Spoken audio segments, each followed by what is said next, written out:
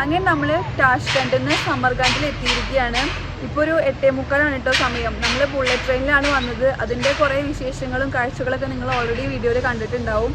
നമ്മൾക്ക് ഇന്ന് മൊത്തം ഈ ഒരു ഡേ മൊത്തം സമർഖണ്ഡിലാണ് നമ്മൾ സിറ്റി ടൂറ്. പിന്നെ ഒരുപാട് ഹിസ്റ്റോറിക്കൽ ഇമ്പോർട്ടൻസ് ഉള്ളൊരു സിറ്റിയാണ് സമർഖണ്ഡ്. പ്രധാനമായിട്ട് എടുത്ത് പറയുകയാണെങ്കിൽ ഇന്നലെ നമ്മുടെ ഗൈഡ് പറഞ്ഞതനുസരിച്ച് റോമിൻ്റെ അത്രയും പഴക്കമുണ്ട് ഈ സിറ്റിക്കാണെന്ന് പറഞ്ഞത്. അപ്പോൾ അത്രയും ചരിത്രപരമായ കുറേ കാര്യങ്ങൾ നമുക്കിവിടെ കാണാനുണ്ട്. ഒരുപാട് മോസ്കുകൾ കാണാനുണ്ട്. പിന്നെ നമ്മുടെ ഒരു മാർക്കറ്റൊക്കെ കവർ ചെയ്യുന്നുണ്ട്. അപ്പോൾ കൂടുതൽ ഇതിൻ്റെ വിശേഷങ്ങളും കാര്യങ്ങളൊക്കെ ആയിട്ട് നമുക്ക് വീഡിയോയിൽ കാണാം. ഓക്കെ, അപ്പോൾ ബാക്കി വിശേഷം വീഡിയോയിൽ. കുറച്ചു നേരം സമർഖണ്ഡ് റെയിൽവേ സ്റ്റേഷനിൽ നമ്മൾ വെയിറ്റ് ചെയ്തു. അപ്പോഴേക്കും നമ്മുടെ ഗൈഡ് വന്നു. നമ്മൾ ഫസ്റ്റ് കാണാൻ പോകുന്നത് അമീർ തെമൂർ മൗസോളിയം ആണ്. ഒറ്റ നോട്ടത്തിൽ തന്നെ വിസിറ്റേഴ്സിനെ ആകർഷിക്കാൻ മാത്രമുള്ള സൗന്ദര്യം ഇതിനുണ്ട്. പക്ഷേ അമീർ തിമൂറുമായി ബന്ധപ്പെട്ട് ഇന്ത്യൻസിന് നല്ലൊരു ഹിസ്റ്ററി അല്ല ഉള്ളത്. അതായത് 1398 അമീർ തിമൂർ ഇന്ത്യ ആക്രമിച്ചു. ഡൽഹിയും പരിസര പ്രദേശങ്ങളും നശിപ്പിച്ചു. ഒരു സാമ്രാജ്യം സ്ഥാപിക്കാനായിരുന്നില്ല, മറിച്ച് അതിൻ്റെ അപാരമായ സമ്പത്ത് കൊള്ളയടിക്കാനും ദുർബലമായ ഡൽഹി സുൽത്താനേറ്റിനെ ചൂഷണം ചെയ്യാനുമായിരുന്നു. അന്ന് വൻതോതിലുള്ള കൂട്ടക്കൊല, കൊള്ള, നഗരങ്ങളുടെ നാശം, പ്രത്യേകിച്ച് ഡൽഹി എന്നിവ ഉൾപ്പെട്ടിരുന്നു. ഡൽഹി പൂർണ്ണമായും അന്ന് തകർന്നു. എന്നിരുന്നാലും അദ്ദേഹം തൻ്റെ തലസ്ഥാനമായ സമർഖണ്ഡിലേക്ക് വൈദഗ്ധ്യമുള്ള കരകൗശല വിദഗ്ധരെ തിരികെ കൊണ്ടുപോയി. Anyways, history is history. So let's talk about current situation. അപ്പോൾ നമുക്ക് ഇവിടുത്തെ കാഴ്ചകൾ എൻജോയ് ചെയ്യാം അല്ലേ? തുർക്കോ മംഗോളിയൻ ജേതാവായ തിമൂറിൻ്റെ ഉസ്ബെക്കിസ്ഥാനിലെ സമർഖണ്ഡിലുള്ള ഒരു ശവകുടീരമാണ് ഗുർ-ഇ-അമീർ അഥവാ ഗുരി-അമീർ. തുർക്കിസ്ഥാൻ്റെ വാസ്തുവിദ്യാ ചരിത്രത്തിൽ ഇതൊരു പ്രധാന സ്ഥാനം വഹിക്കുന്നുണ്ട്. പിൽക്കാല മുഗൾ വാസ്തുവിദ്യ ശവകുടീരങ്ങളുടെ മുന്നോടിയായി ഇത് നിലകൊള്ളുന്നു. കാബൂളിലെ ബാബറിൻ്റെ ഉദ്യാനങ്ങൾ, ഡൽഹിയിലെ ഹുമയൂണിൻ്റെ ശവകുടീരം, ആഗ്രയിലെ താജ്മഹൽ എന്നിവയെല്ലാം ഇതിൽ ഉൾപ്പെടുന്നു. തിമൂറിൻ്റെ ഇന്ത്യൻ പിൻഗാമികളായ മുഗളന്മാർ നിർമ്മിച്ചതാണിത്. മധ്യേഷ്യൻ സ്വാധീനങ്ങളോടെ ഇന്ത്യൻ സംസ്കാരത്തെ പിന്തുടർന്ന മുഗളന്മാർ ഇന്ത്യൻ ഉപഭൂഖണ്ഡത്തിലെ ഭരണം നടത്തുന്ന മുഗൾ രാജവംശം സ്ഥാപിച്ചു. ഗുർ-ഇ-അമീർ എന്നാൽ പേർഷ്യൻ ഭാഷയിൽ രാജാവിൻ്റെ ശവകുടീരം എന്നാണ് അർത്ഥമാക്കുന്നത്. നീല നിറത്തിലുള്ള താഴികക്കുടമുള്ള ഈ വാസ്തുവിദ്യാ സമുച്ചയത്തിൽ തിമൂർ അദ്ദേഹത്തിൻ്റെ മക്കളായ ഷാരൂഖ്, മിറാൻ ഷാ, പേരക്കുട്ടികളായ ഉലുഗ് ബേഗ്, മുഹമ്മദ് സുൽത്താൻ എന്നിവരുടെയും ശവകുടീരങ്ങളുണ്ട്. തിമൂറിൻ്റെ അധ്യാപകനായ സയ്യിദ് ബറാഖയ്ക്കും ഈ ശവകുടീരത്തിൽ ഒരു സ്ഥാനം നൽകിയിട്ടുണ്ട്. അതെല്ലാം നമുക്കിതാ ഈ വീഡിയോയിൽ ഇപ്പോൾ കാണാൻ സാധിക്കും. പുറമേ നോക്കുമ്പോഴുള്ള അതിമനോഹര കാഴ്ചകൾ നമ്മൾ കണ്ടു. അതിനു പുറമെ ഉള്ളിലേക്ക് നോക്കുമ്പോൾ ശവകുടീരം വശങ്ങളിൽ ആഴത്തിലുള്ള മാടങ്ങളും വൈവിധ്യമാർന്ന അലങ്കാരങ്ങളുള്ള ഒരു വലിയ ഉയർന്ന അറയായി കാണപ്പെടുന്നു. ചുവരുകളുടെ താഴത്തെ ഭാഗം ഒറ്റ പാനലായി നിർമ്മിച്ച ഗോമേതക സ്ലാബുകൾ കൊണ്ട് മൂടിയിരിക്കുന്നു. ഈ സ്ലാബുകളിൽ ഓരോന്നും പരിഷ്കൃതമായ പെയിന്റിങ്ങുകൾ കൊണ്ട് അലങ്കരിച്ചിരിക്കുന്നു. പിന്നെ ചുവരുകളുടെ വലിയ വിസ്തൃതികൾ പെയിന്റ് ചെയ്ത പ്ലാസ്റ്റർ കൊണ്ട് അലങ്കരിച്ചിരിക്കുന്നു. പോരാത്തതിന് കമാനങ്ങളും ആന്തരിക താഴികക്കുടവും സ്വർണം പൂശി പെയിന്റ് ചെയ്ത നിലയിലും അലങ്കരിച്ചിരിക്കുന്നു. ഇങ്ങനെയുള്ള ഒരുപാട് വർക്കുകൾ നമുക്ക് ഇവിടെ വന്നാൽ കാണാൻ സാധിക്കും. അങ്ങനെ അവിടെ നിന്ന് നമ്മൾ നേരെ വന്നിരിക്കുന്നത് രജിസ്ഥാൻ സ്ക്വയർ കാണാൻ വേണ്ടിയിട്ടാണ്. സമർഖണ്ഡിലെ പേരുകേട്ട ഒരു ടൂറിസ്റ്റ് അട്രാക്ഷൻ തന്നെയാണ് ഈ രജിസ്ഥാൻ സ്ക്വയർ. നിങ്ങൾക്കത് വീഡിയോയിൽ കാണുമ്പോൾ തന്നെ മനസ്സിലാവുന്നുണ്ടാകും. സമർഖണ്ഡിൻ്റെ ഹൃദയഭാഗത്ത് സ്ഥിതി ചെയ്യുന്ന ഒരു റിയൽ ജെം തന്നെയാണ് രജിസ്ഥാൻ സ്ക്വയർ. ഉസ്ബെക്കിസ്ഥാൻ ടൂറുകളുടെ എല്ലാം അനിഷേധ്യമായ കേന്ദ്രബിന്ദു. അതിൻ്റെ മഹത്തായ വാസ്തുവിദ്യാ സംഘം ഓറിയന്റൽ വാസ്തുവിദ്യയുടെ ഒരു സ്മാരകം എന്ന നിലയിൽ ആഗോള പ്രശസ്തിയും പദവിയും നേടിയിട്ടുണ്ട്. 3 വശങ്ങളിൽ നിന്ന് സ്ക്വയറിന് ചുറ്റും മഹത്തായ മദ്രസകളുണ്ട്. അതായത് 3 മദ്രസകൾ. അവയുടെ കവാടങ്ങൾ സ്ഥലത്തിൻ്റെ മധ്യഭാഗത്തേക്ക് അഭിമുഖീകരിക്കുന്നു. 3 നിർമ്മാണങ്ങൾക്കും അവരുടേതായ സവിശേഷമായ അലങ്കാരമുണ്ട്. നഗരത്തിൻ്റെ പ്രദേശത്ത് സംരക്ഷിക്കപ്പെട്ടിരിക്കുന്ന ഈ കെട്ടിടങ്ങളുടെ ബലത്തിലാണ് 2001 സമർഖണ്ഡിനെ യുനെസ്കോയുടെ ലോക പൈതൃക പട്ടികയിൽ ഉൾപ്പെടുത്തിയിട്ടുള്ളത്. നൂറ്റാണ്ടുകളുടെ ചരിത്രം, വാസ്തുവിദ്യ, സാംസ്കാരിക പൈതൃകം എന്നിവയിലൂടെ ഒരു ആശ്വാസകരമായ യാത്ര വാഗ്ദാനം ചെയ്യുന്നതിനാൽ രജിസ്ഥാൻ സ്ക്വയർ സന്ദർശിക്കുന്നത് സമർഖണ്ഡിൽ ചെയ്യേണ്ട മികച്ച കാര്യങ്ങളിൽ ഒന്ന് തന്നെയാണ് എന്നതിൽ ഒരു സംശയവുമില്ല. ഇവിടെ രാത്രിയാവുമ്പോൾ 3D ലൈറ്റ് ഷോ എല്ലാം ഉണ്ടാകുമെന്നാണ് നമ്മുടെ ഗൈഡ് പറഞ്ഞത്.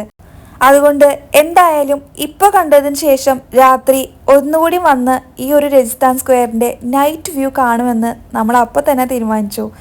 സ്ക്വയറിൽ 3 മദ്രസകളുണ്ട് എന്ന് ഞാൻ ഓൾറെഡി വീഡിയോയിൽ പറഞ്ഞിട്ടുണ്ട്. ഉലുഗ് ബേഗ്, ഷെർദോർ, ടില്ലാകോറി എന്നിവയാണ് അവ. വ്യത്യസ്ത സമയങ്ങളിൽ 2 ഭരണാധികാരികളാണ് ഇവ സ്ഥാപിച്ചത്. 1409 പ്രശസ്ത ഗണിതശാസ്ത്രജ്ഞനും ജ്യോതിശാസ്ത്രജ്ഞനുമായ ഉലുഗ് ബേഗ് എന്ന തെമുരിഡ്സ് രാജ്യത്തിൻ്റെ അനന്തരാവകാശി അധികാരമേറ്റു. 1417 അദ്ദേഹത്തിൻ്റെ ബഹുമാനാർത്ഥം പിന്നീട് പുനർനാമകരണം ചെയ്യപ്പെട്ട മദ്രസ നിർമ്മിക്കാൻ അദ്ദേഹം ഉത്തരവിട്ടു. രജിസ്ഥാൻ സ്ക്വയറിലെ ആദ്യത്തെ നിർമ്മാണമായിരുന്നു അത്. മദ്രസ എന്ന വാക്ക് അറബിയിൽ നിന്നാണ് ഉരുത്തിരിഞ്ഞു വന്നത്. അക്ഷരാർത്ഥത്തിൽ പഠിപ്പിക്കലും പഠന സ്ഥലവും എന്നാണ് അർത്ഥമാക്കുന്നത്. 1420 മദ്രസയുടെ നിർമ്മാണം അവസാനിച്ചു. പുറത്ത് സ്ക്വയറിന്റെ പടിഞ്ഞാറൻ ഭാഗത്ത് സ്ഥിതി ചെയ്യുന്ന കെട്ടിടം ഒരു ദീർഘചതുരാകൃതിയിലായിരുന്നു നിർമ്മിച്ചത്. അകത്ത് വിദ്യാർത്ഥി സെല്ലുകളിലേക്കുള്ള പ്രവേശന കവാടങ്ങളും പഠനമുറികളുമുള്ള ഒരു ചതുരാകൃതിയിലുള്ള മുറ്റമുണ്ട്. മദ്രസയുടെ മുൻഭാഗം സ്ക്വയറിനെ നോക്കുന്നു. കോണുകളിൽ 2 ഉയരമുള്ള മിനാരങ്ങൾ കൊണ്ട് പൂർത്തിയാക്കി. കെട്ടിടത്തിന്റെ അതിമനോഹരമായ ഉൾവശം പ്രത്യേക ശ്രദ്ധ നൽകണം. ഗ്ലേസ്ഡ് ഇഷ്ടിക ചുവരുകളുള്ള മഞ്ഞ നിറത്തിലുള്ള പാളികളിൽ മനോഹരമായ ആഭരണങ്ങൾ സൃഷ്ടിക്കുന്നു.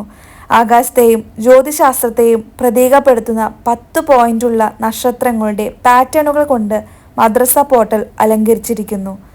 അക്കാലത്ത് സമർഖണ്ഡിലെ ഏറ്റവും വലിയ ശാസ്ത്ര വിദ്യാഭ്യാസ സ്ഥാപനമായിരുന്നു അത്. ഇവിടെ വിദ്യാർത്ഥികളെ തത്വചിന്ത, ജ്യോതിശാസ്ത്രം, ഗണിതം, ദൈവശാസ്ത്രം എന്നിവ പഠിപ്പിച്ചിരുന്നു. മദ്രസയ്ക്കൊപ്പം ഉലുഗ് ബേഗിലെ കാരവൻസറായ്, ഖാൻഖ എന്നിവയും നിർമ്മിക്കപ്പെട്ടു.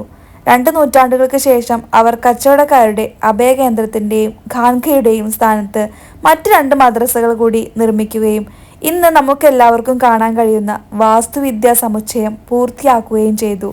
1612 യലാങ് തുഷ് ബഹദൂറിനെ സമർഖണ്ഡിന്റെ അമീറായി നിയമിച്ചു. നഗരത്തിന്റെ ഭരണാധികാരിയായിരുന്നതിനാൽ ഉലുഗ് ബേഗ് നിർമ്മിച്ച കെട്ടിടത്തിന് എതിർവശത്ത് രജിസ്ഥാൻ സ്ക്വയറിൽ മറ്റൊരു മദ്രസ നിർമ്മിക്കാൻ അദ്ദേഹം തീരുമാനിച്ചു. ഉലുഗ് ബേഗ് മദ്രസയുടെ നിർമ്മാണം കഴിഞ്ഞ് 200 വർഷങ്ങൾ പിന്നിട്ടിരിക്കുന്നു. കെട്ടിടം നിലത്തേക്ക് ചുരുങ്ങി ചതുരത്തിന്റെ നിരപ്പ് തന്നെ 2 മീറ്ററായി ഉയർന്നു. തൽഫലമായി പുതിയ മദ്രസ ഉയരമുള്ളതായി മാറി. എന്നിരുന്നാലും നമ്മൾ പുറമേക്ക് കാണുമ്പോൾ ഈ ഒരു വ്യത്യാസം കാണാൻ സാധിക്കുന്നില്ല എന്നതാണ് കാര്യം. 1636 വരെ ഈ നിർമ്മാണം നീണ്ടുനിന്നു. തൻ്റെ സൃഷ്ടി ആഡംബരത്തിലോ സ്ഥലത്തിലോ ഉലുഗ് ബേഗ് മദ്രസയ്ക്ക് പിന്നിലാവരുത് എന്ന് എമീർ യലാങ് തുഷ് ബഹാദൂർ ആഗ്രഹിച്ചിരുന്നു. ഇത് ഷേർഡോർ എന്ന് പുനർനാമകരണം ചെയ്യപ്പെട്ടു. പോർട്ടലിലെ ചിത്രങ്ങളിൽ നിന്നാണ് ഈ പേര് വന്നത്. സൂര്യനെ പുറകിൽ വഹിച്ചുകൊണ്ട് വെളുത്ത തരിശുഭൂമി മാനുകളെ പിന്തുടരുന്ന 2 വലിയ സ്വർണ്ണക്കടുവകൾ പ്രവേശന കവാടത്തെ ആരാധിക്കുന്നു. ഈ പേര് കടുവകളാൽ അലങ്കരിച്ചിരിക്കുന്നു എന്ന് വിവർത്തനം ചെയ്യപ്പെടുന്നു. ഈ പ്ലോട്ടാണ് പിന്നീട് ഉസ്ബെക്കിസ്ഥാന്റെ ദേശീയ ചിഹ്നമായി മാറിയത്. ഇനി അടുത്തത് തില്ലക്കോറി മദ്രസയുടെ നിർമ്മാണം 14 വർഷത്തിലേറെ നീണ്ടുനിന്നു. 1660 ഇത് പൂർത്തിയായത്. തില്ലക്കോറി എന്നാൽ സ്വർണം പൂശിയ എന്നാണ്. ചുവരുകളുടെ സമൃദ്ധമായ അലങ്കാരവും പിന്നെ സ്വർണ്ണ നിറങ്ങളുടെ സമൃദ്ധിയും എല്ലാം കൊണ്ട് തന്നെ ഇത് കാഴ്ചക്കാരെ ആകർഷിക്കുന്നു. അപ്പോൾ അതൊക്കെയാണ് രജിസ്ഥാൻ സ്ക്വയറിലെ വിശേഷങ്ങൾ. ഇതെല്ലാം കണ്ടു കഴിഞ്ഞപ്പോഴേക്കും നമുക്ക് നല്ല വിശപ്പായിട്ടോ. അങ്ങനെ നമ്മൾ ഗൈഡിൻ്റെ അടുത്ത് ചോദിച്ച് സമർഖണ്ഡിലെ ബെസ്റ്റ് പുലാവ് കിട്ടുന്ന സ്ഥലത്തേക്ക് വന്നിരിക്കുകയാണ്. താഷ്കണ്ടിനേക്കാളും കുറച്ചുകൂടി സൈലൻ്റാണ് സമർഖണ്ഡിലെ ജീവിതം എന്ന് എനിക്ക് തോന്നി. അതുമാത്രമല്ല ഇവിടുത്തെ ആളുകളും ഇവിടുത്തെ ഭക്ഷണ രീതിയെക്കുറിച്ചും പിന്നെ സ്ഥലങ്ങളുടെ വിശദീകരണങ്ങളും എല്ലാം തന്നെ വളരെ വ്യക്തമായി നമുക്ക് നമ്മുടെ ഗൈഡ് പറഞ്ഞു തരുന്നുണ്ടായിരുന്നു. അതെനിക്ക് വളരെ ഹെൽപ്ഫുള്ളായിട്ട് തോന്നി കേട്ടോ. അതുമാത്രമല്ല ഞാനിങ്ങനെ വീഡിയോ എടുക്കുന്ന കാര്യവും വ്ളോഗ് എടുക്കുന്ന കാര്യമൊക്കെ പറഞ്ഞപ്പോൾ എനിക്ക് പറ്റിയ നല്ല നല്ല സ്ഥലങ്ങൾ കാണിക്കാനും മൂപ്പര് മുൻകൈ എടുത്തിരുന്നു. അങ്ങനെ നമ്മൾ വന്നതാണ് ഈ ഒരു പേപ്പർ ഫാക്ടറിയിലേക്ക്. സമർഖണ്ഡിൽ നിന്നും കുറച്ച് അകലെയുള്ള കൊണിഗിൽ എന്ന ഗ്രാമത്തിലാണ് കൊണിഗിൽ മെറോസ് പേപ്പർ ഫാക്ടറി സ്ഥിതി ചെയ്യുന്നത്. അതായത് സമർഖണ്ഡിൻ്റെ പൂർവിക സാങ്കേതിക വിദ്യ ഉപയോഗിച്ച് പുരാതനമായ കടലാസ് നിർമ്മാണ പാരമ്പര്യത്തിലേക്ക് അവർ ജീവൻ പകർന്നിരിക്കുന്നു. ഇവിടുത്തെ ഒരു പ്രത്യേകത എന്താണെന്ന് വെച്ചാൽ ഇവിടുത്തെ ഒരു സന്ദർശകൻ എന്ന നിലയിൽ മുഴുവൻ കടലാസ് നിർമ്മാണ പ്രക്രിയയും നമുക്ക് കൺമുന്നിൽ വികസിക്കുന്നത് കാണാൻ സാധിക്കും. വെള്ളമൊഴുകുന്ന പുരാതന പാത്രങ്ങളാൽ അലങ്കരിച്ച ഒരു ജലചക്രമായ ചാർട്ട് പാലക് ഈ ഫാക്ടറിയുടെ ഒരു പ്രധാന കാഴ്ച തന്നെയാണ്. കൊണിഗിൽ മെറോസ് പേപ്പർ ഫാക്ടറിയിൽ പിന്തുടരുന്ന സമർഖണ്ഡ് പേപ്പറിൻ്റെ നിർമ്മാണ പ്രക്രിയ പാരമ്പര്യത്തിൻ്റെയും കരകൗശലത്തിൻ്റെയും ആകർഷകമായ മിശ്രിതമാണ്. അതായത് മൾബറി മരത്തിൻ്റെ പുറംതൊലിയിൽ നിന്നാണ് ഇത് ആരംഭിക്കുന്നത്. അത് വൃത്തിയാക്കി ഒരു വലിയ പാത്രത്തിൽ ദീർഘനേരം തിളപ്പിക്കുന്നു. പിന്നീട് പുറംതൊലി വലിയ കഷ്ണങ്ങളായി പൊടിച്ച് അതൊരു ഏകീകൃത മാവ് പോലെയുള്ള പദാർത്ഥമായി മാറുന്നു. ഈ മാവ് വെള്ളം നിറച്ച ഒരു ട്യൂബിലേക്ക് മാറ്റി ഇളക്കി തുടർന്ന് ഒരു പ്രത്യേക അരിപ്പയിലൂടെ ഫിൽട്ടർ ചെയ്യുന്നു. പിണ്ഡം പിന്നീട് ഫ്ലാക്സൺ ഷീറ്റുകളിൽ കംപ്രസ് ചെയ്യുന്നു. നീക്കം ചെയ്ത് ഒരു ദിവസത്തേക്ക് ലംബമായി ഉണക്കുന്നു. പിന്നീട് ഒരു മാർബിൾ മേശയിൽ ഒരു കഷ്ണം മാർബിൾ അല്ലെങ്കിൽ ഒരു അസ്ഥിക്കൊമ്പ് ഉപയോഗിച്ച് ഇത് മിനുസപ്പെടുത്തിയെടുക്കുന്നു. ഇത് സമർഖണ്ഡ് പേപ്പർ മിനുസപ്പെടുത്തുന്നു.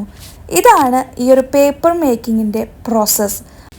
ഈ ഒരു പ്രോസസ്സ് നമുക്ക് ഫസ്റ്റ് സ്റ്റെപ്പ് മുതൽ ലാസ്റ്റ് വരെ വളരെ വ്യക്തമായി തന്നെ അവർ അവിടെ കാണിച്ചു തരുന്നുണ്ട്.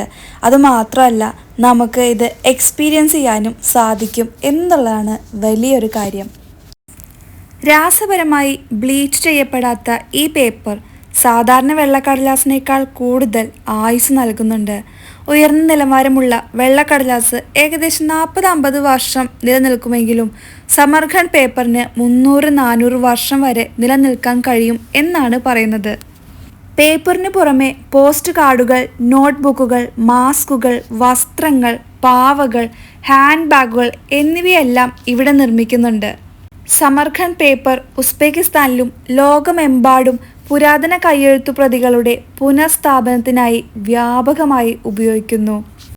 പേപ്പർ നിർമ്മാണത്തിന് പുറമെ കൊണിഗിൽ മെറോസ് ഫാക്ടറി മറ്റ് കരകൗശല വസ്തുക്കളിലും വൈദഗ്ധ്യം നേടിയിട്ടുണ്ട്. കൊണിഗിൽ എന്ന പേര് കളിമണ്ണ് ഖനി എന്നാണ് വിവർത്തനം ചെയ്യുന്നത്.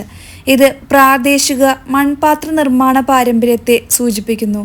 ചുറ്റുമുള്ള പ്രദേശം നെൽകൃഷിക്കും ലിൻസീഡ് ഓയിൽ ഉൽപ്പാദനത്തിനും പേരുകേട്ടതാണ്. ഈ ഒരു ഫാക്ടറി വിസിറ്റ് നമ്മളുടെ ഐറ്റിനറിയിൽ ഉണ്ടായിരുന്നില്ല കേട്ടോ. പക്ഷെ നമ്മളുടെ ഗൈഡാണ് ഇങ്ങനെ ഒരു സ്ഥലത്തെക്കുറിച്ച് പറഞ്ഞത്. അങ്ങനെയാണ് നമ്മളിവിടെ വന്നത്. പക്ഷേ ഇവിടെ വന്നപ്പോൾ ശരിക്കും ഒരു വർത്ത് വിസിറ്റായിട്ട് എനിക്ക് തോന്നി. ഇവിടെ ആരും ഒച്ചത്തിൽ സംസാരിക്കുകയോ അല്ലെങ്കിൽ ഒരുപാട് ബഹളോ ഒന്നുമില്ല. ഭയങ്കര ശാന്തസുന്ദരമായിട്ടുള്ള ഒരു ഫാക്ടറി. എല്ലാവരും അവരുടേതായ ജോലികളിൽ ഏർപ്പെട്ടിരിക്കുകയാണ്. ഓരോ കലാകാരന്മാരും അവരുടെ കലാസൃഷ്ടികൾ എത്രത്തോളം ഭംഗിയാക്കാം എന്നുള്ളതിൽ മുഴുകിയിരിക്കുന്നു. ഇതെല്ലാം അദ്ദേഹത്തിൻ്റെ കലാസൃഷ്ടികളാണെന്ന് പറഞ്ഞപ്പോൾ തന്നെ എനിക്ക് വിശ്വസിക്കാൻ പറ്റിയില്ല. എന്തൊരു ഭംഗിയായിരുന്നു അറിയോ. ഇതാണ് നേരത്തെ പറഞ്ഞ പേപ്പർ മേക്കിങ്ങിൻ്റെ ഫസ്റ്റ് പ്രോസസ്സ്. ഈ ഒരു കമ്പിൽ നിന്നാണ് നമ്മൾ നേരത്തെ കണ്ട ആ ഒരു പേപ്പർ ഉണ്ടാകുന്നത്. അപ്പോൾ ഇതൊക്കെയാണ് ഈ ഒരു ഫാക്ടറിയിലെ കാഴ്ചകൾ. ഇനി നമ്മൾ കാണാൻ പോകുന്നത് സമർഖണ്ഡിലെ സെയിൻറ്റ് ഡാനിയൽ മൗസോളിയമാണ്. അടുത്ത് വലിയൊരു കനാൽ നമുക്ക് കാണാൻ സാധിക്കും. അവിടെ നിന്നാണ് ഈ കാഴ്ചകൾ ആരംഭിക്കുന്നത്. ലോകത്ത് മുസ്ലിങ്ങളും ക്രിസ്ത്യാനികളും ജൂതന്മാരും പ്രാർത്ഥിക്കാൻ വരുന്ന ഒരു സ്ഥലം വളരെ വിരളമാണ്. എന്നാൽ പഴയ നിയമ പ്രവാചകനായ ഡാനിയലിൻ്റെ ശവകുടീരം ഡാനിയൽ അല്ലെങ്കിൽ ഡോണിയർ എന്നും അറിയപ്പെടുന്നു. അതിൻ്റെ അതുല്യമായ ആത്മീയ പ്രാധാന്യവും ചരിത്രപരമായ ഗൂഢാലോചനയും കാരണം ഈ സ്ഥലം പലപ്പോഴും ഉസ്ബെക്കിസ്ഥാൻ ടൂറുകളിൽ ഉൾപ്പെടുത്താറുണ്ട്. സമർഖണ്ഡിൻ്റെ വടക്കു കിഴക്കൻ ഭാഗത്തുള്ള അഫ്രാസിയാബ് സെറ്റിൽമെൻറ്റിൻ്റെ പ്രാന്തപ്രദേശത്താണ് ഇത് സ്ഥിതി ചെയ്യുന്നത്. കുന്നിൻ്റെ ഉയർന്ന കുന്നിൻ മുകളിൽ 5 താഴികക്കുടങ്ങളുള്ള ഒരു നീണ്ട ശവകുടീര കെട്ടിടം നീണ്ടുകിടക്കുന്നു. കുന്നിൻ്റെ ചുവട്ടിൽ സിയാബ് നദിയുണ്ട്. കെട്ടിടത്തിൻ്റെ വ്യാപ്തി 18 മീറ്ററിന് തുല്യമായ നീളമുള്ള ശവകുടീരവുമായി നേരിട്ട് ബന്ധപ്പെട്ടിരിക്കുന്നു. തൊട്ടടുത്ത് തന്നെ 600 വർഷം പഴക്കമുള്ള ഒരു പിസ്താഷ്യോ മരവും നമുക്ക് കാണാൻ സാധിക്കും. ഈ കല്ലറയെക്കുറിച്ച് ഒരുപാട് അഭിപ്രായ വ്യത്യാസങ്ങൾ ഇന്നും നിലനിൽക്കുന്നുണ്ട്. കല്ലറയിൽ എന്താണ് എന്നതിൽ പോലും വ്യത്യാസങ്ങളുണ്ട്. ചില സ്രോതസ്സുകൾ പറയുന്നത് വിശുദ്ധ ദാനിയേലിൻ്റെ കൈയുടെ ശവസംസ്കാരം എന്നാണ്. എന്നാൽ മറ്റു ചിലത് വിശുദ്ധൻ്റെ ശവകുടീരത്തിൽ നിന്ന് ഒരു പിടി മണ്ണ് മാത്രമേ കൊണ്ടുവന്നുള്ളൂ എന്നും. മൂന്നാമത്തെ വൈരുദ്ധ്യം അവശിഷ്ടങ്ങളുടെ ഉടമസ്ഥതുമായി ബന്ധപ്പെട്ടിരിക്കുന്നു. ശവക്കുഴിയുടെ വലിപ്പത്തെക്കുറിച്ചും ഐതിഹ്യങ്ങളുണ്ട്. ഒരു വ്യാഖ്യാനം അനുസരിച്ച് വിശുദ്ധ അവശിഷ്ടങ്ങൾ വർഷം തോറും വർദ്ധിക്കുന്നു. ശവകുടീരം വലുതാക്കിയതിനാൽ ആർക്കും അവശിഷ്ടങ്ങളുടെ സ്ഥാനം കൃത്യമായി കണ്ടെത്തി മോഷ്ടിക്കാൻ കഴിയില്ലെന്നും മറ്റുള്ളവർ വാദിക്കുന്നു. അങ്ങനെ ഒരുപാട് ഐതിഹ്യങ്ങൾ ഈ ഒരു ശവകുടീരവുമായി ബന്ധപ്പെട്ട് നിലനിൽക്കുന്നുണ്ട്. അതിനുശേഷം ഞങ്ങൾ വിസിറ്റ് ചെയ്തതാണ് സമർഖണ്ഡിലെ അഫ്രാസിയാബ് മ്യൂസിയം. ലോകത്തിലെ ഏറ്റവും വലിയ പുരാവസ്തു കേന്ദ്രങ്ങളിലൊന്നും 13-ാം നൂറ്റാണ്ടിൻ്റെ തുടക്കത്തിൽ മംഗോളിയക്കാർ നശിപ്പിച്ച ഒരു പുരാതന നഗരവുമായ അഫ്രസിയാബിൻ്റെ ചരിത്ര സ്ഥലത്ത് സ്ഥിതി ചെയ്യുന്ന ഒരു മ്യൂസിയമാണ് ഇത്. മധ്യേഷ്യൻ രാജ്യമായ ഉസ്ബെക്കിസ്ഥാനിലെ സമർഖണ്ഡ് നഗരത്തിൻ്റെ വടക്കു കിഴക്കൻ ഭാഗത്താണ് മ്യൂസിയം കെട്ടിടവും പുരാവസ്തു സ്ഥലവും സ്ഥിതി ചെയ്യുന്നത്. സമർഖണ്ഡിൻ്റെ സ്ഥാപനം, തുടർന്നുള്ള ചരിത്രം, അഫ്രസിയാബിൻ്റെ വാസസ്ഥലം എന്നിവയെക്കുറിച്ചുള്ള കഥ പങ്കുവയ്ക്കുന്നതിനുള്ള ഒരു സ്ഥലമായാണ് മ്യൂസിയം വിഭാവനം ചെയ്തത്. അഫ്രസിയാബിലും സമർഖണ്ഡിലും വിശാലമായ പ്രദേശത്തും നടത്തിയ ഖനനങ്ങളിൽ കണ്ടെത്തിയ പുരാവസ്തുക്കളുടെ പ്രദർശനങ്ങൾ ഇവിടെ പ്രദർശിപ്പിച്ചിരിക്കുന്നു. പുരാതന വാളുകൾ, അസ്ഥികൂടങ്ങൾ, കത്തികൾ, മറ്റു മൂർച്ചയുള്ള വസ്തുക്കൾ, അമ്പുകൾ, നാണയങ്ങൾ, മൺപാത്രങ്ങൾ, പുരാതന കയ്യെഴുത്തു പ്രതികൾ, പുസ്തകങ്ങൾ, പ്രതിഭകൾ, ദൈനംദിന ജീവിതത്തിലെ മറ്റു പുരാതന വസ്തുക്കൾ എന്നിവയുടെ എല്ലാം അവശിഷ്ടങ്ങൾ ഇതിൽ ഉൾപ്പെടുന്നു. അങ്ങനെ അവിടുത്തെ വലിയൊരു കാഴ്ചകൾക്ക് ശേഷം ഞങ്ങൾ ഇനി അടുത്ത ലൊക്കേഷനിലേക്ക് പോവാണ്. സമർഖണ്ഡ് എന്ന ഈ ഒരു വലിയ നഗരം നമുക്ക് എക്സ്പ്ലോർ ചെയ്യാൻ ആകെ ഒരു ദിവസമാണുള്ളത്. അതുകൊണ്ടാണ് കേട്ടോ നമ്മളിങ്ങനെ ഓടിപ്പിടിച്ച് എല്ലാ കാഴ്ചകളിലേക്കും പോകുന്നത്. ഇനി നമ്മുടെ നെക്സ്റ്റ് ലൊക്കേഷൻ ഹസ്രത്ത് ഖിസിർ മോസ്ക്. ഉസ്ബെക്കിസ്ഥാനിലെ സമർഖണ്ഡിലുള്ള 19-ാം നൂറ്റാണ്ടിന് മധ്യത്തിൽ ഉള്ള ഒരു ചരിത്ര സ്മാരകമാണ് ഇത്. ഇതിഹാസ ഇസ്ലാമിക പ്രവാചകൻ ഖിസ്റിൻ്റെ പേരുമായി ബന്ധപ്പെട്ടിരിക്കുന്നു. ഒരു പുരാതന പള്ളിയുടെ സ്ഥലത്താണ് ഈ കെട്ടിടം നിർമ്മിച്ചത്. ഒരു കുന്നിൻ മുകളിലുള്ള ഷായ് സിന്ദ സമുച്ചയത്തിന് എതിർവശത്താണ് ഈ സ്മാരകം സ്ഥിതി ചെയ്യുന്നത്. 2018 ഉസ്ബെക്കിസ്ഥാൻ റിപ്പബ്ലിക്കിൻ്റെ ആദ്യ പ്രസിഡന്റ് ഇസ്ലാം കരിമോവിൻ്റെ ശവകുടീരം പള്ളിയുടെ പ്രദേശത്ത് തുറന്നു. 1220 മധ്യേഷ്യയിലെ മംഗോളിയൻ അധിനിവേശ സമയത്ത് ഈ പള്ളി പൂർണ്ണമായും നശിപ്പിക്കപ്പെട്ടിരുന്നു. പിന്നീട് 1854 പുരാതന അടിത്തറയിട്ട സ്ഥലത്താണ് ഇപ്പോഴത്തെ പള്ളി നിർമ്മിച്ചത്. 1919 ഇതിൻ്റെ പുനർനിർമ്മാണം പൂർത്തിയാക്കിയത്. ഇവിടെ നിന്ന് നോക്കിയാൽ ബീബി ഖാനി മോസ്കും പിന്നെ സിയ ബസാറെല്ലാം കാണാൻ സാധിക്കും. ഇനി നമ്മൾ പോകുന്നത് അങ്ങോട്ടേക്കാണ്, ബീബി ഖാനി മോസ്ക്. ഈ പോകുന്ന വഴിയിലാണ് ഒരു കൂട്ടം പെൺകുട്ടികളെല്ലാം എൻ്റെ അടുത്തേക്ക് ഓടി വന്ന് ഫോട്ടോയ്ക്ക് പോസ്റ്റ് ചെയ്യാൻ വേണ്ടി റിക്വസ്റ്റ് ചെയ്തത്. ഇതിൻ്റെ വസ്തുത എന്താണെന്ന് ഗൈഡിൻ്റെ അടുത്ത് ചോദിച്ചപ്പോഴാണ് എനിക്ക് മനസ്സിലായത്. ഇവർക്കെല്ലാം ഇന്ത്യൻസിനോടുള്ള ഒരു പ്രത്യേക സ്നേഹമാണ് അതിൻ്റെ റീസൺ. എന്തായാലും ഞാൻ കുറച്ച് നേരത്തേക്ക് ഒരു സെലിബ്രിറ്റി ആയിട്ടോ. അങ്ങനെ നമ്മളിതാ മോസ്കിൻ്റെ അടുത്തേക്ക് എത്തിയിട്ടുണ്ട്. ഈ ഒരു പള്ളിയുടെ പേര് വളരെ കാവ്യാത്മകവും അതിൻ്റെ നിർമ്മാണവുമായി ബന്ധപ്പെട്ട ഒരു ഇതിഹാസവുമാണ്. ഐതിഹ്യമനുസരിച്ച് ടാമർലെയിനിൻ്റെ പ്രിയപ്പെട്ട ഭാര്യ ബീബി ഖാനി ഇന്ത്യയിലേക്കുള്ള ഒരു യാത്രയിൽ നിന്ന് മടങ്ങിയെത്തിയതിൻ്റെ ബഹുമാനാർത്ഥം ഈ പള്ളി നിർമ്മിച്ചു. അവരുടെ ലക്ഷ്യമനുസരിച്ച് സമർഖണ്ഡിലെ ഏറ്റവും മഹത്തായ സൃഷ്ടിയായിരിക്കാനാണ് പള്ളി ആസൂത്രണം ചെയ്തത്. ഇതിൻ്റെ പിന്നിൽ ചെറിയൊരു കഥയുമുണ്ട്. അതായത് നിർമ്മാണത്തിന് നേതൃത്വം നൽകിയ വാസ്തുശില്പിക്ക് സുന്ദരിയായ രാജ്ഞിയോട് തോന്നിയ ഭ്രാന്തമായ പ്രണയത്തിൻ്റെ കഥ. എന്തായാലും ആ കഥ ഞാനിപ്പോൾ ഇവിടെ പറയുന്നില്ല കേട്ടോ. പറയാൻ തുടങ്ങിയ കുറച്ചധികം പറയാനുണ്ടാകും. അതുകൊണ്ട് നിങ്ങൾക്ക് വേണമെങ്കിൽ ഗൂഗിളിലൊക്കെ സെർച്ച് ചെയ്താൽ കാണാൻ സാധിക്കും. ബീബി ഖാനി മോസ്കിൻ്റെ തൊട്ടടുത്ത് തന്നെയാണ് സിയോബ് ബസാർ സ്ഥിതി ചെയ്യുന്നത്. ഇവിടുത്തെ സമർഖണ്ഡിലെ ഒരു പ്രധാന ബസാർ തന്നെയാണ് എന്ന് വേണമെങ്കിൽ പറയാം. ഇപ്പോൾ വൈകുന്നേരമായിട്ടുണ്ട് കേട്ടോ സമയം. അത്യാവശ്യത്തിലധികം തണുപ്പും വന്നു തുടങ്ങിയിട്ടുണ്ട്. താഷ്കണ്ടിൽ നമ്മൾ വിസിറ്റ് ചെയ്ത ബസാറ് പോലെ തന്നെ ഏകദേശം എനിക്ക് ഇവിടെയും തോന്നിയത്.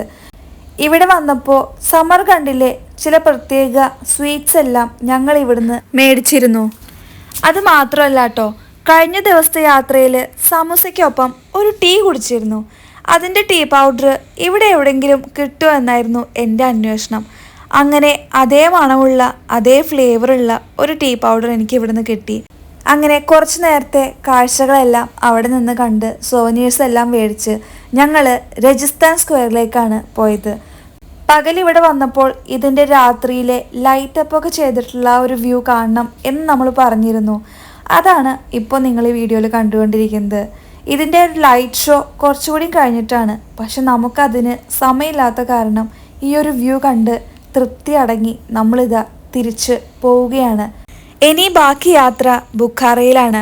അതിൻ്റെ കാഴ്ചകളുമായി ഉടൻ വരാം. ബൈ.